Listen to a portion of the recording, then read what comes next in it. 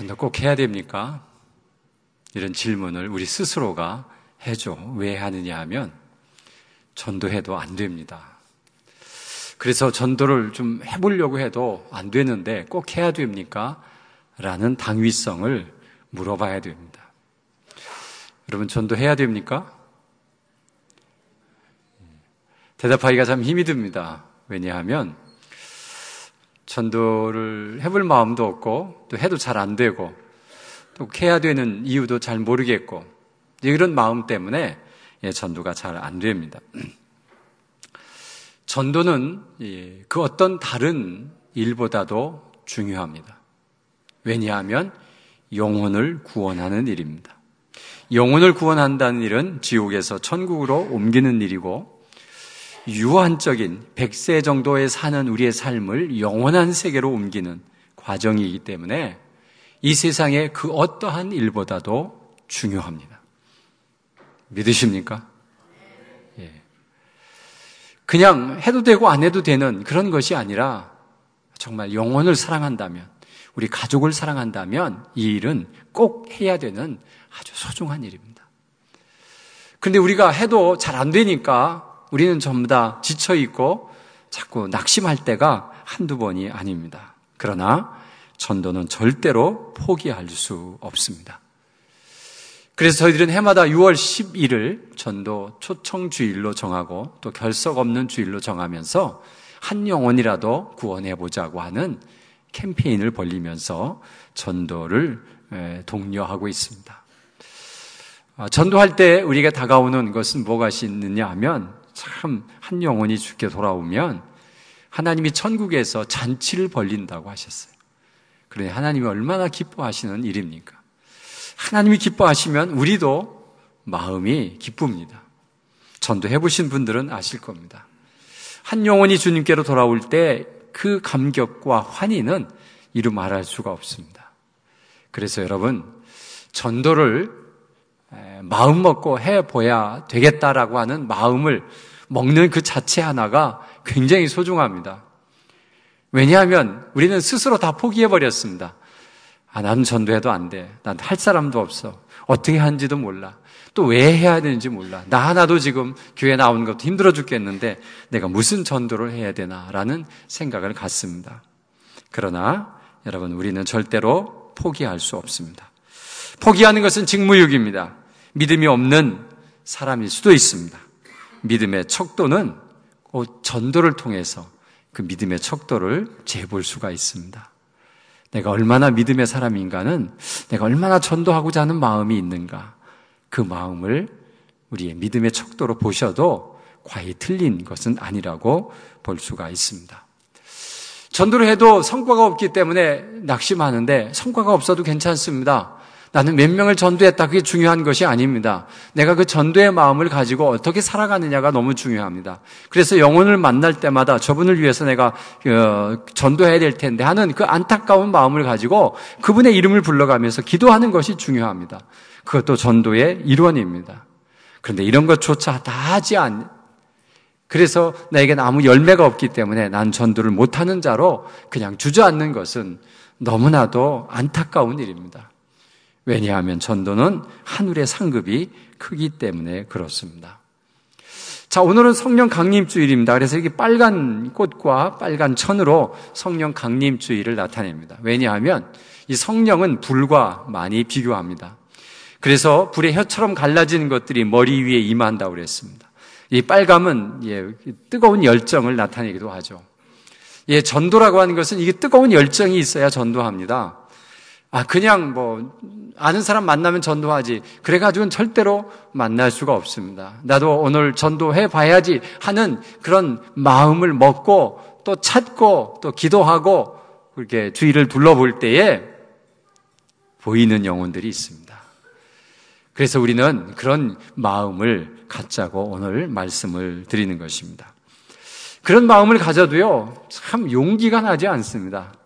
모르는 사람에게 말을 붙이는 것도 힘들고, 아는 사람이라 하더라도 가서 예수 믿읍시다 이렇게 얘기했을 때 어떤 반응이 나올까에 대해서 두려워서 주저주저하고 어떤 좋은 기회가 있으면 내가 이야기하리라 그렇게 이야기하지만 쉽지 않습니다. 참 용기를 내야 되는데 안 된단 말이죠. 그런데 오늘 본문의 성경을 보니까 아주 용기 있게 복음을 전하는 사람이 있는데 그들은 베드로였습니다. 베드로와 요한이 어떻게 복음을 전했는가 제가 이 시간 말씀을 드리겠습니다. 베드로와 요한이 성전에 기도하러 올라가는데 늘 안진뱅이로 앉아있던 사람과 눈이 마주쳤습니다. 그래 오늘따라 그 사람이 불쌍해 보였습니다. 그래 그 앞에 다가갔습니다. 늘 그 사람은 구걸하던 사람이었고 또 구걸해 주는 줄 알고 손을 내밀을 때에 베드로가 이렇게 얘기합니다. 내게는 은과 금은 내게 없거니와 내가 있는 것으로 내게 주노니 나사렛 예수 그리스도의 이름으로 일어나 걸으라. 그리고 손을 잡아가지고 벌떡 이렇게 세웠습니다. 평생 안진뱅이로 앉았던 자가 다리를 펴고 쑥 일어나는 것입니다. 아마 베드로도 놀랬을 것 같아요. 자기가 일으켜놓고도 자기가 놀랬을 것 같아요. 주변 사람들이 다 놀랬습니다. 그리고 그와 함께 성전에 들어가서 많은 성전에 있는 사람이 이 안진뱅이의 얼굴을 다 압니다. 왜요? 오랫동안 그 성전 미문에 앉아서 구걸했던 사람이기 때문에 그렇습니다. 모든 사람들이 관심을 갖습니다. 도대체 어떻게 일어났느냐고, 어떻게 걷게 되었냐고. 너무나도 신기해서 했을 때에 그 안진뱅이가 베드로와 요한을 지목합니다. 저 사람들에 의해서 내가 일어나게 되었다라고. 그리고 그를 붙잡습니다. 그러니까 사람들이 난리가 났습니다. 베드로와 요한을 붙들고 어느 회당이 아니고 솔로몬의 행각이라는 곳에 딱 앉혀놓더니 어떻게 해서 이런 일이 생겼는지를 이야기하라는 것입니다. 막 사람들이 난리가 났습니다. 도대체 당신은 누구냐 이거죠. 어떻게 안진뱅이를 이렇게 세웠느냐라고 하는 그 궁금증과 도대체 이 사람이 누구인가에 대한 것이 굉장히 궁금했습니다. 그래서 사람들이 그를 붙들고 있을 때에 이 베드로와 요한이 찬스를 잡습니다. 와, 이때 복음을 전해야 되겠다라는 생각을 가지고 그때부터 복음을 전하기 시작하는데 어떤 복음을 전하느냐 하면 너희들이 죽인 예수가 너희들이 예수를 죽였다. 그런데 하나님이 살리셨다. 그렇게 얘기합니다. 이 이야기는 3장 14절에 이렇게 얘기합니다. 너희가 거룩하고 의로운 일을 거부하고 도리어 살인한 사람을 놓아주기를 구하여 생명의 주를 죽였도다. 그러나 하나님이 죽은 자 가운데서 그를 살리셨으니 우리가 이 일의 증인이다. 너희들이 내가 기적을 베푼 것에 대해서 관심 갖지 마라. 내가 한 게 아니다. 이것을 한 것은 예수 그리스도의 이름으로 했을 때 안진뱅이가 일어났다. 그러니 예수의 이름으로 일어난 것이기 때문에 내게 관심 쓰지 말고 예수에 대해서 내가 너희들이 알았으면 좋겠다. 근데 그 예수가 누구냐? 너희들이 죽인 자다. 예수를 죽이고 살인한 자를 풀어놓았다. 생명의 주를 죽였도다. 이렇게 아주 직설적으로 이야기를 합니다. 그때 거기에 모였던 사람들이 깜짝 놀랍니다. 왜냐하면 예수를 십자가에 달 때 그들도 동조했던 사람들이 거기에 많이 있었던 것입니다. 그래서 그들이 마음이 많이 아팠습니다. 우리가 죽이라고 외쳤던 그 예수가 누구냐? 구주고 하나님의 아들이다 라는 것을 이 베드로와 요한이 전할 때에 자기들은 정말 큰 마음의 아픔이 있는 것입니다. 우리가 하나님의 아들을 죽였단 말인가? 도대체 알 수 없는 이 이야기가 굉장히 그들의 마음속에 찔림이 오고 감동이 오고 도대체 어떻게 해야 될지 모르는 그런 난감한 위치가 되어버리고 말았습니다. 그런데 그런 말을 하는 이 베드로와 요한을 결국에는 관리들이 잡아들이고 말았습니다. 왜냐하면 많은 사람들이 웅성거리고 이 분야에 대해서 많은 사람들이 찔림을 받고 저 사람들이 누구냐라고 하는 그런 질책을 많이 받는 이런 상황 속에서 베드로와 요한을 잡아서 가둬놓고 다음 날 이튿날 관리와 장로와 서기관과 예루살렘에 다 모였고 대제사장과 안나스와 가야바와 요한과 알렉산더 및 대제사장의 문중이 다 참여해요. 베드로와 요한을 꺼내놓고 거기에 누가 참여했는가 봤더니 굉장히 많은 사람들이 참여하기 시작하는 거예요. 관리, 장로, 서기관 다 모였습니다.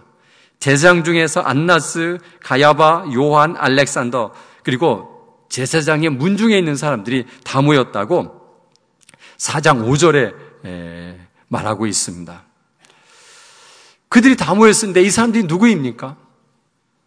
예수를 죽였던 주역들입니다. 예수를 죽이라고 선동했던 사람들입니다. 예수를 십자가에 못 박으라고 로마 군인들과 로마 재판 그쪽에 계속해서 압력을 넣고 예수를 죽이기로 만들었던 그런 결정적인 역할을 한 그 사람들이 다 모였습니다. 왜냐하면 예수를 너희들이 죽였다고 지적하는 사람이 나타났기 때문에 그렇습니다. 그들은 굉장히 긴장했습니다. 수많은 사람들이 모여서 그 베드로와 요한을 앞에다 놓고 그들을 신문합니다. 뭐라고 하느냐 하면 4장 7절에 보니까 사도들을 가운데 세우고 묻되 너희가 무슨 권세와 누구의 이름으로 이 일을 행하느냐? 내가 무슨 권세로 이런 일을 행하느냐? 왜 안전뱅이를 일으켜 세웠느냐? 그래서 이 예루살렘에 큰 파동을 일으켰느냐? 그리고 누구의 이름으로 이런 일을 하느냐? 그렇게 묻는 겁니다. 그때 이 베드로와 요한이 또 이야기합니다. 그런데 말을 잘해야 됩니다. 왜냐하면 예수를 죽였던 사람들이기 때문에 이 베드로와 요한을 죽이는 것도 큰 어려움이 없는 사람들입니다. 그때 이 베드로와 요한이 용기를 내가지고 또 말하는데 너희와 10절에 보니까 4장 10절에 너희와 모든 이스라엘 백성은 알라. 너희가 십자가에 못 박고 또 하나님이 죽은 자 가운데서 살리신 나사렛 예수 그리스도의 이름으로 이 사람이 건강하게 되어 너희 앞에 섰느니라. 너희가 십자가에 못 박았고 라고 그 모인 사람들에게 말합니다. 아주 직설적인 말입니다. 너희들이 못 박았다라는 거예요. 그리고 하나님이 죽은 자 가운데서 살리셨다. 그 나사렛 예수가 이 안전뱅이를 일으켰다. 그런 얘기를 합니다. 여러분, 죽을 수도 있는 이런 담대함이 이 사람들이 어디서 나왔을까? 참 궁금합니다. 그때 그 사람들이, 모인 사람들이 지금 안전뱅이를 일으킨 사건이기 때문에 이것을 죄로 여길 수도 없고 왜 안전뱅이를 일으켰느냐 따질 수도 없는 아주 애매한 입장이고 또 안전뱅이가 일어났다고 동네의 소문은 다 나버렸어요. 그리고 난리가 났습니다. 도대체 베드로와 요한은 누구냐? 어떻게 안전뱅이가 일어나느냐? 이런 기적이 일어나는 이유는 무엇이냐? 그래서 이 베드로와 요한을 함부로 다룰 수가 없습니다. 그래서 그들을 놓아주면서 4장 18절에 이래 말합니다. 불러 경고하여 도무지 예수의 이름으로 말하지도 말고 가르치지도 말라. 아주 경고를 합니다. 경고. 다시 하면 알아서 해라. 예수의 이름으로 말하지도 말고 가르치지도 말라. 알았느냐라고 강하게 얘기합니다. 그때 베드로와 요한이 대답합니다. 4장 19절에 이렇게 대답합니다. 내가 하나님 앞에서 너희 말 듣는 것이 하나님 말씀 듣는 것보다 옳은가 판단하다. 우리는 보고 들은 것을 말하지 아니할 수 없다 하니라고 되어 있습니다. 내가 하나님 앞에서 하나님의 일을 말하는데 내가 하나님의 말을 듣는 게 옳으냐 너희들 말을 듣는 게 옳으냐 너희들이 판단해라. 내가 지금 누구의 말을 들어야 되느냐. 그리고 나는 보고 들은 것은 말하지 아니할 수 없다. 나는 보고 들은 대로 그대로 다 이야기하겠다라고 당당하게 이야기합니다.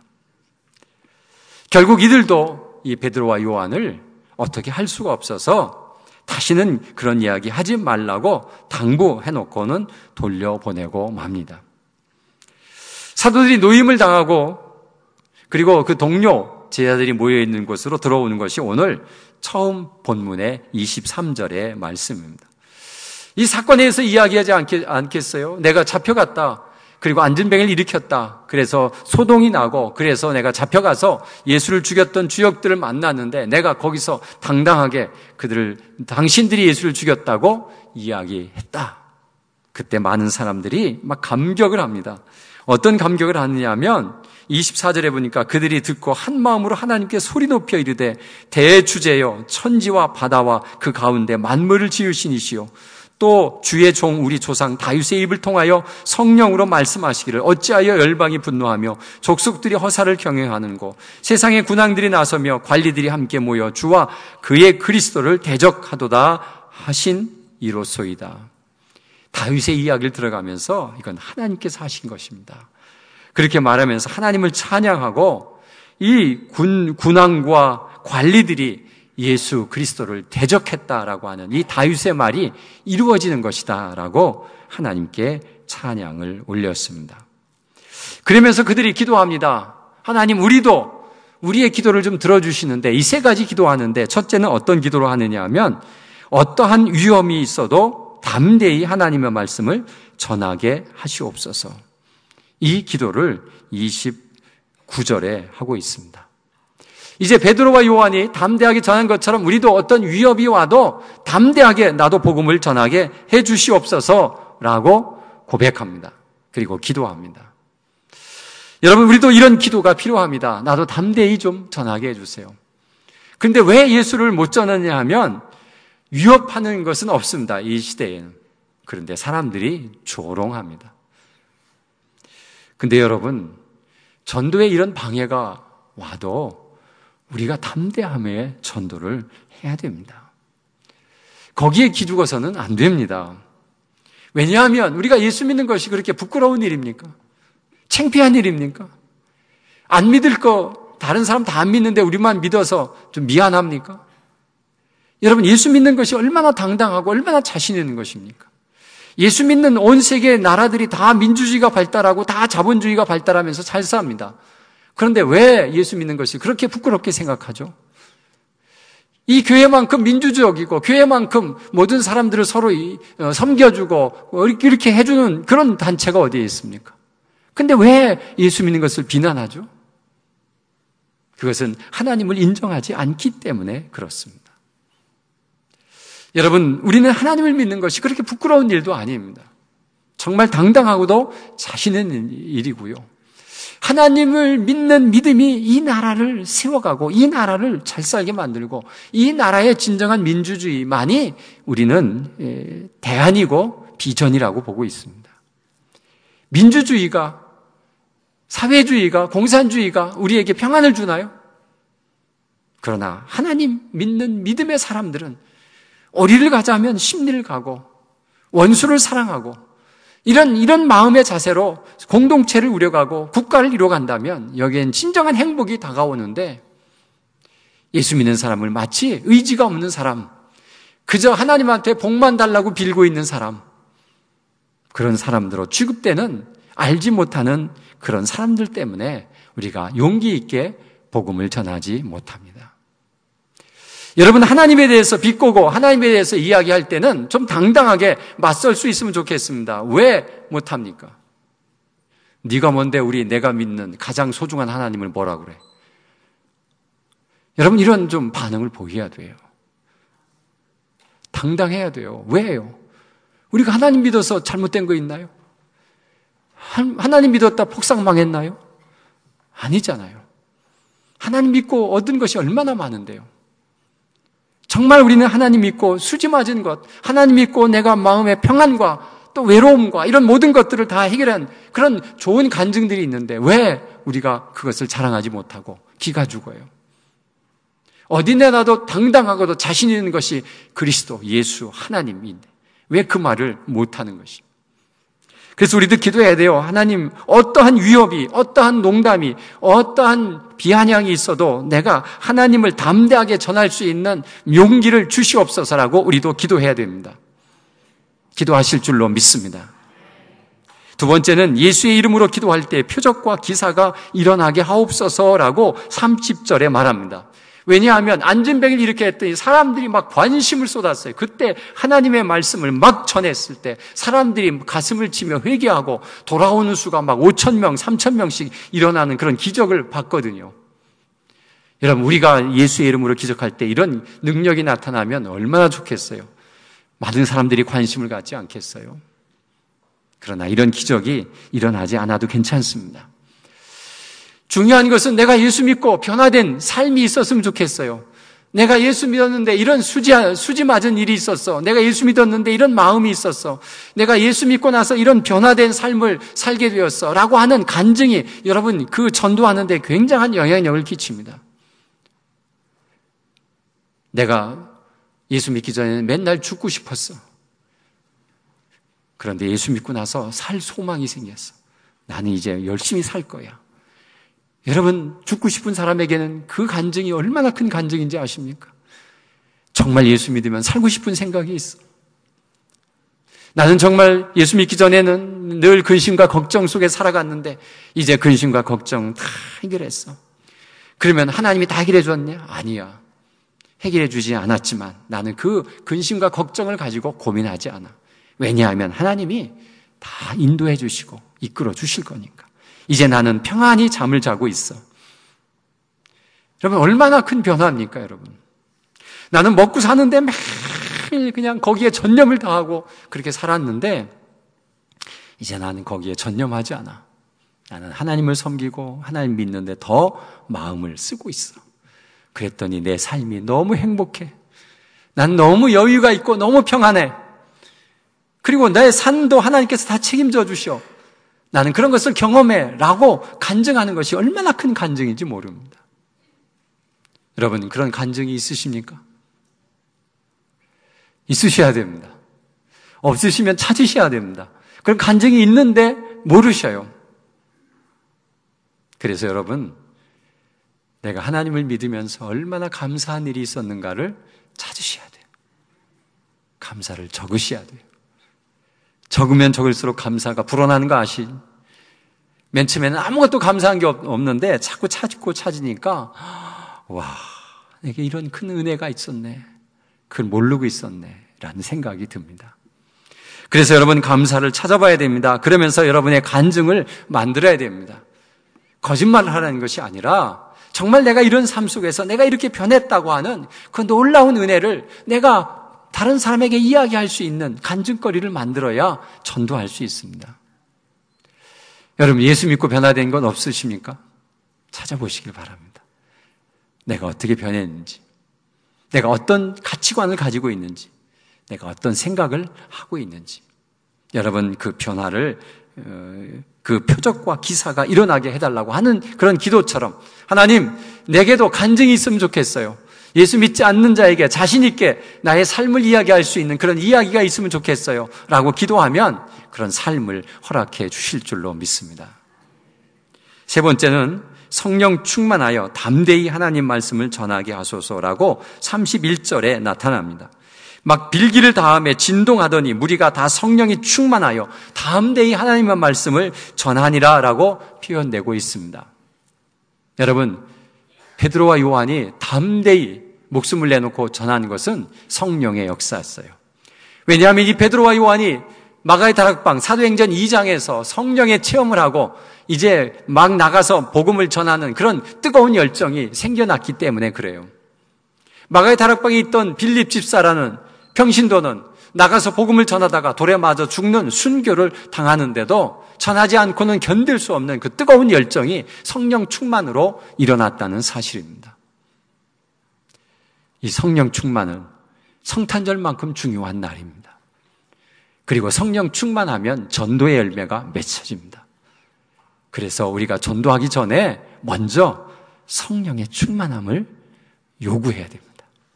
그리고 먼저 기도해야 됩니다. 하나님, 내가 나가서 자신 있게 복음을 전할 수 있도록 저의 가슴을 뜨겁게 해주시고 정말 전해야 될 당위성을 알게 해주시고 또 내가 말할 때에 기적이 일어나서 그가 나와 함께 대화가 되게 도와주시고 내 간증을 들을 때 그가 감동받게 해달라고 여러분 성령께서 도와달라고 하시면 성령께서 도와주시는 놀라운 은혜를 경험하게 됩니다.